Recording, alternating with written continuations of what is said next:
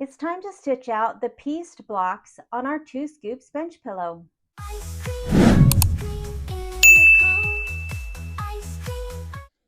The pieced blocks are on page 40. All of the fabrics have been backed with fusible interfacing on the back, and I have the batting. Now I wanted to make a note that the pieced blocks, there are 4 of them.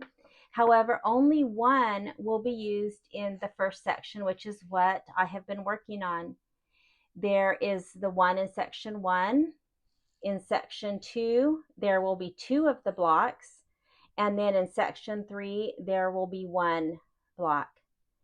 However, when I am doing the exact same block, I find it faster and easier to do all of those blocks at the same time. That way, when I'm in kind of the mode of making these pieced blocks, I can just do all 4, and then I will have those other 3 blocks ready to go and already done when I get to the section that they're needed. However, you could just do the one that's needed for the section that you're working on. However, I am going to be using software to combine these into the same hoop, and that will just make it even faster to stitch out. So let's start the pieced blocks. I also want to note that I've decided not to use the batting that I cut exactly to size, and that's because on pieced blocks there will be a template that is stitched over the batting, and so I really do need to tack the batting down and then trim around it. Again, that's not something that I normally do, and I haven't been doing in this project except for that very first block. And so I have cut some batting that's a little bit bigger than what I need it to be. Now you can see it's much wider than the piece that I cut exactly to size, and there's not quite as much room on the ends. I'll be able to just tack it down, but this was some batting that I had left over, so I'm going to use it up. But I will again be tacking this batting down for the piece blocks. So let's get started on the piece blocks. So I'm ready to work in Embellishment Essential software for the half square triangle blocks. Now, there are 4 blocks that I'm going to be doing at the same time. I will only need 1 for section 1. However, I had mentioned earlier that if a block is pretty much identical, I like to do those together because I'm in kind of that mode of working on a block, and if I have more than one, then it just makes sense to work on all of them. So with that being said, there are 4 of these half square triangle blocks. Now there are 2 files or template files for the 4 blocks. So block A and block C will use one of the files. Block B and block D will use the second file, and that is highlighted right here on the instructions. Now, if you come over to the block by block quilting, which is the backgrounds, the quilting backgrounds, there are 3 quilting backgrounds. And so here is block A that will have the lines. Block C will have the food 5.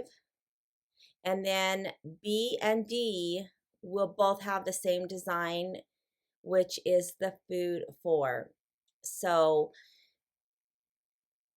you just kind of have to keep that straight. Now, again, you can use any background quilting. You could do them all the same. You could do them all different, but this is how the sample was done. So when this block is made, it's going to be different because normally in our blocks, we have been doing the background quilting first before doing any of the embroidery file on top of that quilting. However, the quilting in these half square triangles will be the last step that we do, because what we're doing essentially is building our foundation or building our background fabric, and so we have to do that first before we add the quilting. So in their directions, they have where you will bring in your background quilting. There's a couple steps that we do need from that background quilting. Then we'll go through and piece all of these triangles together, skipping over the background quilting file, the actual background quilting design. Once these are built and pieced together at your machine, then the directions tell you to go back to the quilting to finish the quilting design on the top. That will be our last step. And that's fine. You can do that again. You don't need software to do any of this. You would just need to know what steps to skip and then have to go back to finish the quilting. However, again, because I'm in software, I'm going to make all those changes before I even get to my machine so that all of my skipping and changing the order of how some of these are going to be run, I will already have done. So when I take this to my machine, I will just be able to run step by step and not have to skip at my machine. But again, this is always totally optional. So what I've decided to do is I am going to do 2 hoopings. I am going to do the A and the C that uses the same file, the same template file. I'm going to put those into 1 hooping, and then I'll do the same for B and D. And I could probably use my larger hoop, maybe my 9x14, get all 4. But with these half square triangles, there's going to be a lot of fabric because this is basically in the hoop like you would do the traditional method where you would sew together and then flip these fabrics. So there's going to be a lot of fabric on the outside of these blocks. And so while I could probably get all 4 of them, I'm just going to put 2 into 1 hooping so that it's a little bit easier. So the first thing that I'm going to do is bring in the background quilting. So for the background quilting for A and C, I need, well, for the A, I need the lines 5. So here's my lines 5, and I need the 2x6. These will all be 2x6. So I will drag and drop that into the hoop. I will go back to the embroidery file, and now I need to find the template. So here's the 2 templates. This template, it shows that it will be used for A and block C, and then this second template will be used for B and D. So it's spelled out, you don't have to guess. So I am going to pick A because I'm working on A, and I will drag and drop that into the hoop. Now, I'm going to go back to the quilting bundle, and I am going to get the lines 5 again, which is these lined pieces, and I'm going to bring in another 2x6. Now I'm going to show you different ways because there's lots of different ways to do what I'm doing. This is just fast and easy for me. However, I'm going to show you a different way. So right now, if you look on the right hand side, I have a background quilting that has all of those 5 steps that the Kimberbell quilting has. Then I have this template, which is making our half square triangles, and there's a lot of steps to that. And then I brought in that same quilting design, and it's kind of sandwiched, you know, the template is kind of sandwiched between these 2. So let me tell you why I did that and what steps I need in what order. So the very first is going to stitch out is this first quilting that I brought in, which is what is the bottom of this, because whatever you bring in first is what's going to stitch first unless you move it. And so again, on the 5 steps, I have the placement for the batting, I have the tack down of the batting, the placement for the fabric, the tack down of the fabric, and then the quilting. And those are, again, this is just a typical background quilting. Now, for this block, I need, of course, the placement for the batting because I need to know where this block is going to go and where to place my batting. In this case, I am going to cut my batting larger, and I made that change. I had originally cut this to size, but I did end up cutting a larger piece because of the template that's going to go on top. So in this case, for this block, I do want the batting tacked down. So I do need the second step. Now, the third, which is the placement of the fabric, tack down of the fabric, and the quilting, are steps that I am not going to do right now. So for me, I am going to select that third step, hold my shift key down, and select the fifth step so it selects all three of the rest of those steps. And I am going to hit delete on my keyboard. So right now, it will only stitch out the placement for the batting, or the first two steps would be the placement of the batting. I would place the batting, tack it down, and then trim the batting. That's all, and I got rid of the rest of those steps. Then after tacking the batting down, it's going to move to step 2, and this is the template.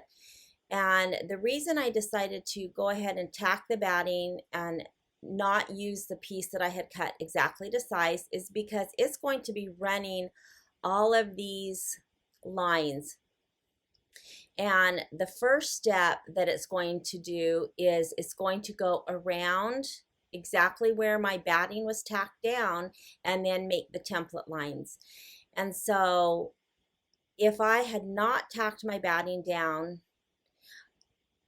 it might catch under my batting because it's not attached to anything. It might shift it out of the way. It might scooch it. It might make a mess of things. So it will run over that same tack down, but because I've tacked my batting and trimmed it, it'll be okay.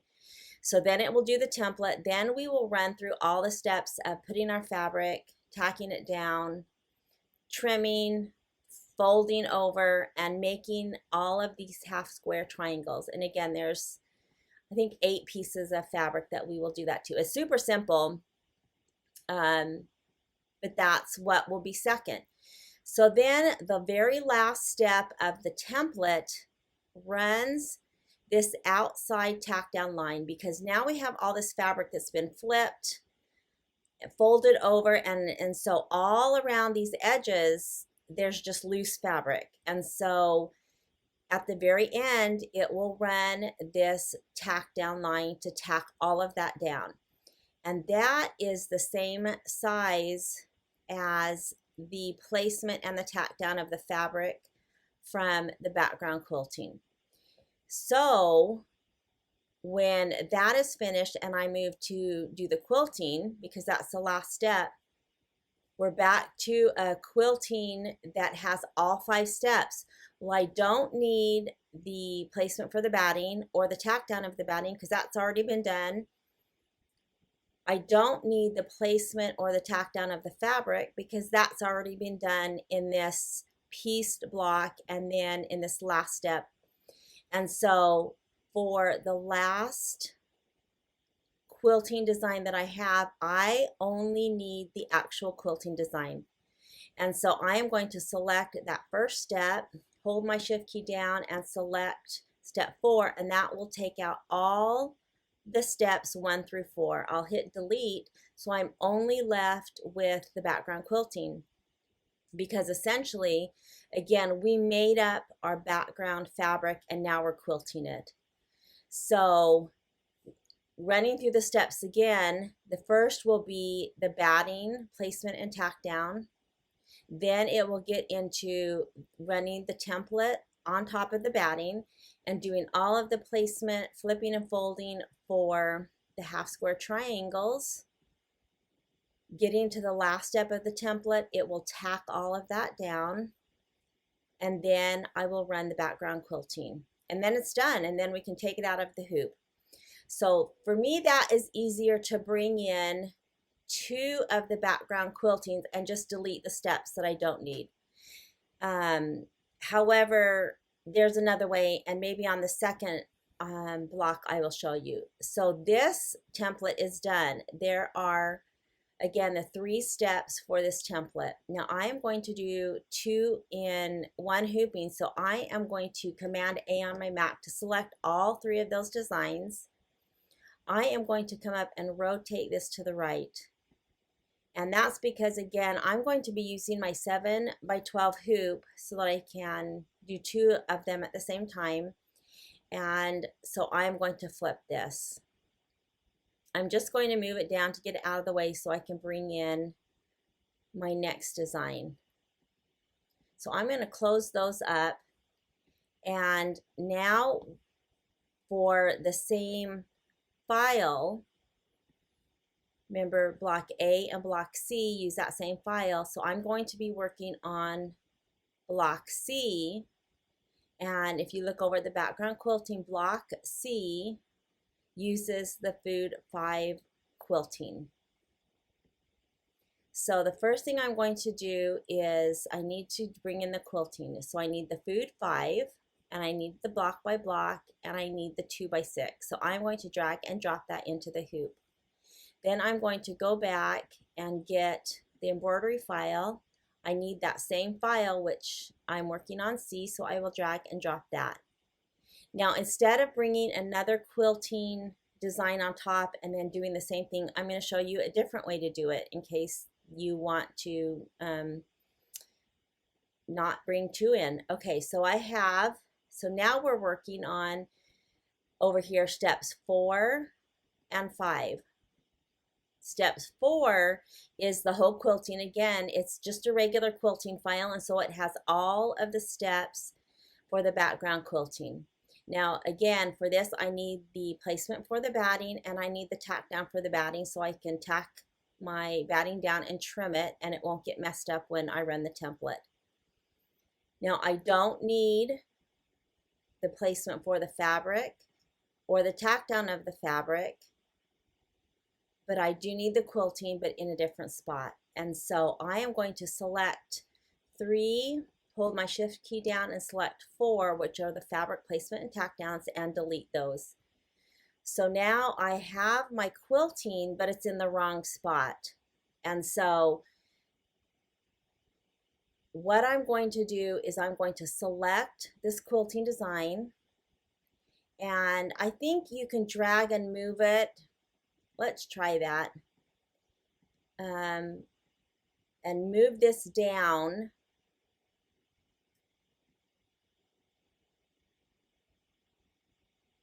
And yeah, see, I don't really like how it does that because it didn't really put it in the spot that I wanted. So I'm going to undo that and go back to my original plan, which was selecting this background quilting. That will be our very last step, and I am just going to Command C to copy that. Then I can delete this because I don't need that in the first step. I just need the placement and tack down of the batting. So now I still need it, so now I'm going to Command V to paste, and it's going to paste it as a 6th step. So I hope that makes sense. So it's kind of the same thing I did. Instead of bringing 2 files in and deleting, I just copied what I needed and added it to the bottom. It's essentially the same. It gets you the same results, just in a different way. So now, again, I'm starting with the batting placement and tack down. Then it moves to the template. And if I open that up, it will run the template over the batting, and it will run all of the tack downs and trimming guides for the half square triangles. We get to the end of the template and it tacks down all of that fabric. Then it comes to the quilting. So I did the same thing, or again, I had the same result. I just did it in a different way.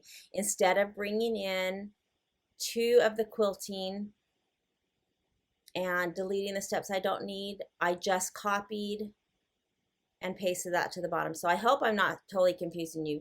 I'm just showing you different ways because there might be one way that's easier for you and faster and makes more sense. And so that's just, again, a different way to get the same result. So now I need to select those designs and come up and rotate it to the right. Now I always want to rotate it in the same direction because when we're working with these half square triangles, this triangle will be the first, and then this triangle right here and right here will be the second. then this triangle and this triangle will be the third. And you don't want them flipped so that you're working on one side. If you're going to do them together, it makes more sense to, put them in the same spot. That's kind of why we're doing all this. So I'm going to select that again, and I'm going to move it up. I'm just going to guess, even though I'm, saving on stabilizer and doing this together, again, there's going to be a lot of extra fabric, and so I want to make sure that I'm not having to pay so much attention that the fabric, would get caught in the stitching of the next block. And so I think that's probably good as far as spacing. So for right now, I'm going to leave this as is. Now, if I look at the stitch simulator, you can see that there's basically 2 sets of blocks, and this, if I leave it right now, will run 1 block completely at a time. So it would do the bottom, we would do all of the piecing, all of the tack down, all of the quilting for 1 block. Then we would start the second block, do the same thing, do that block, and then you have both of your blocks done. I think for this file, I'm going to leave that as is and do them completely separate. So I am going to come to File, Save Stitch File As, and I'm just going to do half square triangle, A and C. I am going to put it into my combined files folder, and I will save that and add it to my USB. Now, I need to work on B and D. Now, if you look again at the quilting, B and D have the same, they are identical. They have the same template and they have the same background. So I can make changes to one and then just copy and paste. I don't have to do 2 separate because they're literally identical. So that makes it easy. I will come up here to the left and start a new page. And I will go to the quilting bundle, and B and D use food 4. I've got a lot of windows open here. Food 4, and I need the block by block and the 2 by 6. So I'm going to drag and drop that into the hoop. Then I'll go back to the embroidery file and find, now I want this second template, which is B and D. I will drag and drop that. So now I'm going to make the same changes as I did the second. I could, again, bring in a second quilting. It would already be in the right spot, but I'm just going to do what I did with the first. And that is, I'm going to keep the first 2, which are the placement and tack down of the batting. The third and the fourth, I don't need at all, so I'm going to select those and delete. And then the quilting, I need to be down here on the bottom. So I'm going to select that. I'm going to Command C to paste, or to copy, and then Command V to paste, and it pastes it on the very bottom of the order. And so now I can go back to this that I just copied and hit delete. And so now I've got the 2 steps that I need to put my batting down before the template starts. Again, it will run through all of the steps of the template so we can place our fabric and essentially make our background fabric, ending with the tack down of all of those pieces. Then it's just the quilting on top. And so that is a fast and easy way instead of bringing in the 2. Now that that's done, I am going to select, and I am going to rotate it to the right, and I'm going to rotate it to the right so that all of these are consistent. So I will move this down just to be able to get the second. Now the second one again is identical because it has the same background quilting and the same file. So now that both of these are selected, I can Command C. You can also just copy and paste, right click, copy and paste, and then Command V to paste it right on top, but you can see that there's another design pasted, and then I can just move that up. I'll move it a couple of inches away again to make sure that I'm not too close and don't have to pay too much attention when I'm placing these. So now I have two identical files. Now again, if I go to the Stitch Simulator, it's going to run one completely and then the second, which is fine. That's what I'm going to do with the first file. However, if I wanted to combine these more and just save more steps and do them at the same time, I am going to color sort.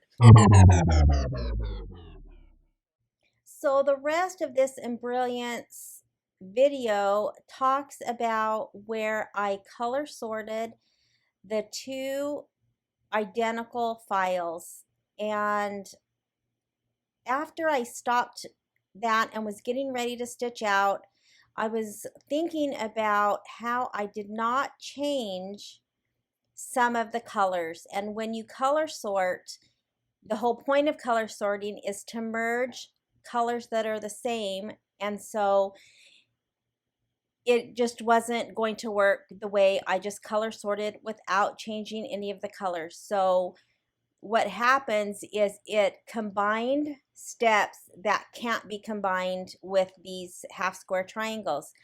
And so I went back and just used the two that I made that were completely separate that will stitch out one complete block like I did the first set, or like I will do the first set, and then it will completely stitch out the second.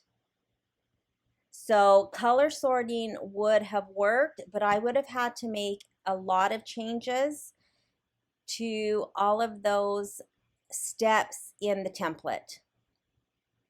So that's for another day. And so I am going to do the second set exactly like I did the first and just run each block by itself. So I will go to Embroidery and to my USB and to my combined files folder, and I am going to choose the A and C block, and that is the one where they are stitched out individually, and I will hit set and Embroidery. Now again, I have my hoop or the strip of muslin towards the top of my hoop, so I'm going to go to layout and move, and I'm going to move this down, and I am going to move it to the left. Just again, I like to do that anytime I am using my 7x12 but have the 8x12 in my machine. Then I will select OK, and then I always like to go to that minus plus needle. So now you can see that it's going to start on just the bottom block, and we will do that block start to finish. So before I get started, there's a couple of things that I want to note. That when the file came in originally, they come in vertical. And so to fit them in my hoop and to get more use out of my stabilizer, I remember rotated them to the right. So when I'm working on the A block, it's going to start with this top left corner. For me now, it's the top right corner, so it will go from this white to the orange, then it will go to the white to the purple, white to the blue. So I am going to leave my paper turned sideways so that I don't get confused on which fabric. I also have my fabrics. It might be hard to see, but this white fabric is the lined fabric. And so here is my A, B, C, and D. So here is my striped. The next light fabric is the cherries. And so that's this cherry. And then the next is the houndstooth, and then I have that. Then as for the colors, I have the orange, purple, blue, and orange, purple, blue. So I have them in the correct order that I need. Again, I'm going to put these to the side. And I will be working with this pile first. I do have my little bit bigger batting. Again, it wasn't quite as big on the top and the bottom versus the width, but I think it'll still be okay to tack it down. So looking at this diagram for A, let's start working on this first block.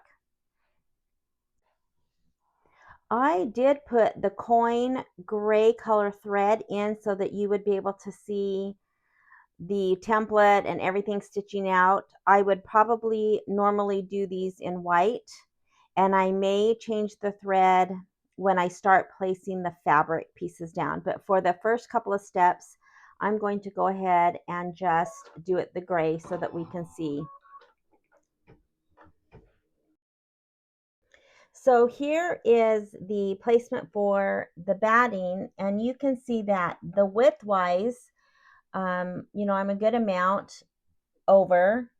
The length, which is width, the way that we're looking at it, I'm just barely across where this will be tacked down, but I just again use some extra batting. So I just want to make sure I'm covered, that I'm covering those placements so that I can tack down and then run the template.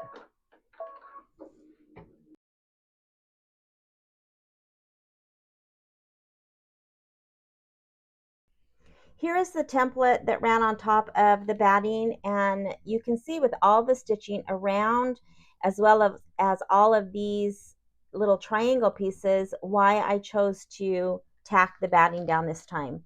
Now, again, I am going to have my pattern flipped sideways because I have that in the hoop this way. So the first piece is going to be this little white piece of fabric, which is the stripe, and that is going to be up in this corner. This will be the only piece of the 6 pieces of fabric that will be placed right side up, and I need to cover that whole triangle, including this line. So I will just place it over, kind of making sure that I have both, you know, a little bit on this end and a little bit past the batting. So now I will run the first stitch, which is the trimming and placement line.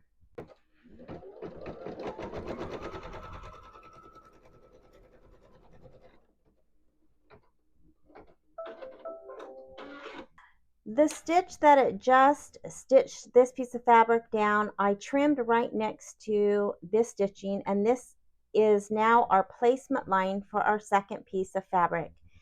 Again, I'm going by this direction, so I just did the white. Now I'm going to do the orange.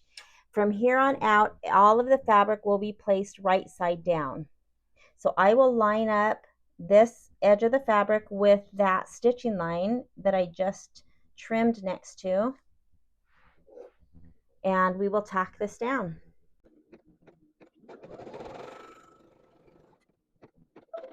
So now that it has stitched that down, you do not trim. This is just the seam allowance. And so now I need to fold this piece over. You can finger press it, but I'm also going to use my little iron and iron it. I just feel that these piece blocks, they, you know, there's a lot of layers, plus they have the interfacing on the back. And so I just feel I need to try to get it as flat as I can. And so I'm going to go over to my iron and just press this fold. You could also add a little bit of spray or tape, or just kind of hold it down for the next piece, but I am going to go ahead and iron. Now the next stitch it's going to do is going to be the tack down.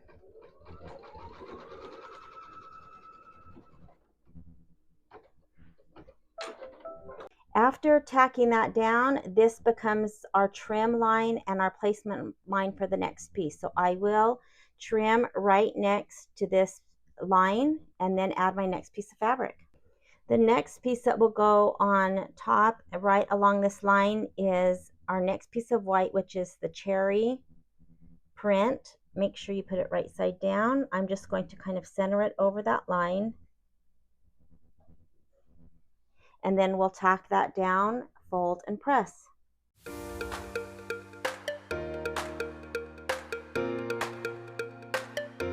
So I did press, and I'm ready to do the tack down of this piece. I did change to my white thread.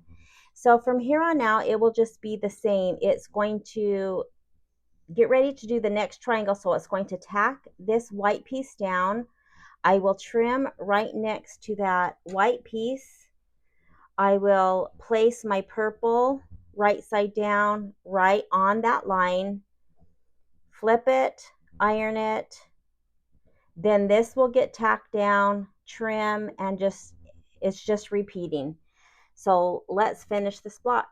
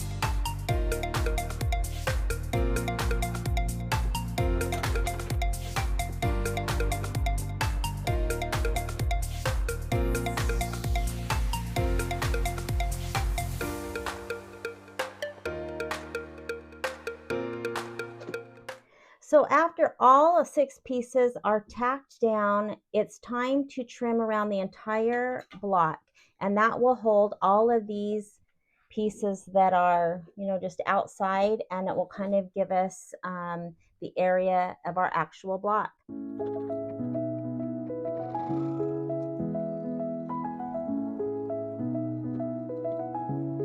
After doing that tack down, the last step is just our quilting. So let's finish that up.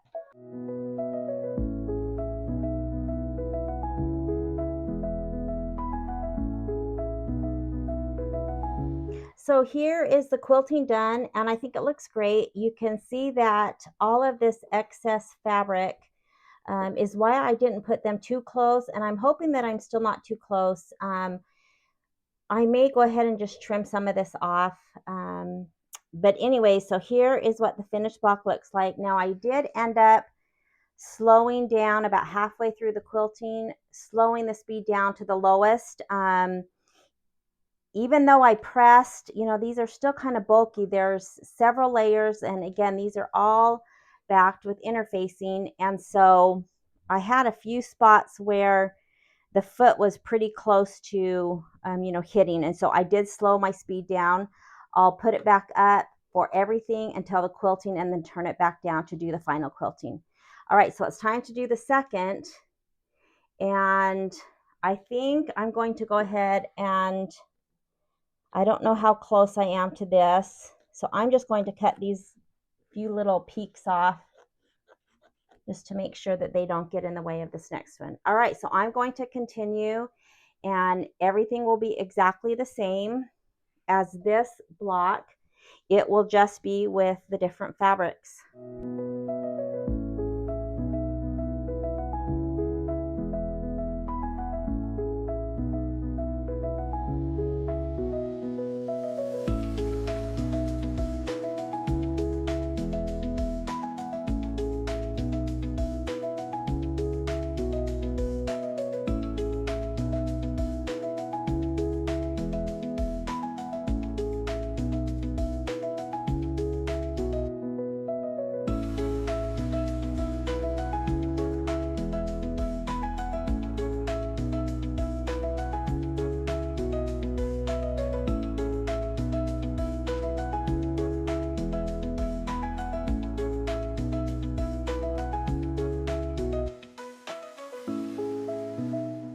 So here is the second block done, and you can see that the reason I cut this off is because it might have gotten caught in this stitching, but it looks great. Here's the cute little milkshake,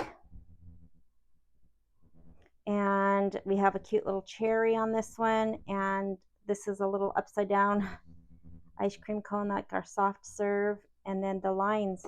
All right, so I'm going to get these out of the hoop, rehoop, and we'll start our next 2 sets. So I'm ready to do the second set. I'm going to go to embroidery into my USB, to my combined files folder, and get the second set of blocks. And again, these are the ones that are not color sorted, and I kind of explained why I ended up not doing that, and that was mostly because I wasn't really paying attention. All of these tack down and trim lines, I would have had to change the color in order for them not to join. So I kind of hope that makes sense. But these will just run the same as the other 2 blocks, one completely and then the second. All right, so I'm going to select set. I am going to, after hitting embroidery, go to layout and move, and I'm going to move it all the way down and just bump it over to the left. I'll select OK and then go to my minus plus needle, and you can see that it's just the one to start. And so let's put the batting placement and then tack the batting and trim it.